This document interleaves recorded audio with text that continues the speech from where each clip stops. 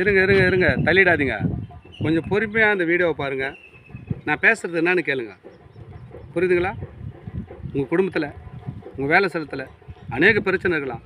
பஞ்சம், பட்னி, கஷ்டம், போராட்டம் இப்படி தானா? எப்போ தான் எனக்கு சிறப்படும், எப்போ தான் என் வாழ்க்கை முன்னேறும் அப்படி நினைக்கிறீங்களா? உன் வாழ்க்கை முன்னேறன்னு சொன்னால் ஒரு வழி சொல்லட்டுங்களா? சங்கீதம் வேதத்தில் சொல்லப்படுகிறது. சங்கீதம் 33:19 சொல்கிறது, பஞ்ச காலத்தில் அவர்களை உயிரோடு காக்கவும் கர்த்தருடைய கண் அவர் மேல் நோக்கமாக இருக்குதான். யார் பசியும் பட்டினின்னு சொல்லிட்டு கர்த்தரை நோக்கி கூப்பிட்றீங்களோ அவருடைய கண்கள் உங்கள் மேல் நோக்கமாக இருக்குதாங்க. நம்ம யாரைக்கிட்டே போய் சொல்கிறோம், இவ்வளோ கஷ்டமாக இருக்குது, நான் என்ன பண்ண போகிறேன், ஏது பண்ண போகிறேன், சூழ்ந்த நிலைமையில் இருக்கலாம். பயப்படாதீங்க. ஆண்டவர் உங்களை தான் சொல்கிறார், அவர் உயிரோடு காக்க போகிறாராம். பஞ்ச காலத்தில் அவர்களை உயிரோடு காக்கவும் கர்த்தருடைய கண்கள் அவர் மேல் நோக்கமாக இருக்குது. யார் மேலே? பஞ்சமாக இருக்கிறேன், கஷ்டமாக இருக்கிறேன் அப்படி இருக்கிறவங்க மேலே தான் அவருடைய கண்கள் நோக்கமாக இருக்குதாங்க. உங்களை விடுவிக்க போகிறாரு.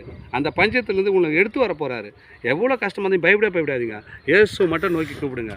ஏன்னா அவருடைய கண்கள் உங்கள் மேல் நோக்கமாக இருக்குதாங்க. நீங்கள் என்ன சூழ்நிலை இருக்குன்னு அவருக்கு தெரியுங்க. மனுஷன் முகத்தை பார்க்குறான், தேவன் இருதயங்களை ஆராய்கிறவருங்க. அவர் தான் உங்களை பார்த்து சொல்கிறாரு. அதனால் வீடியோ தள்ளிடாதீங்க. தொடர்ந்து பார்த்தீங்கல்ல, பார்த்தா மட்டும் போதாது, சப்ஸ்கிரைப் பண்ணி பார்க்க சொல்லுங்கள். அது இல்லாமல் அநேகருக்கு ஷேர் பண்ணுங்கள், லைக் பண்ணுங்கள். ஆமேன்.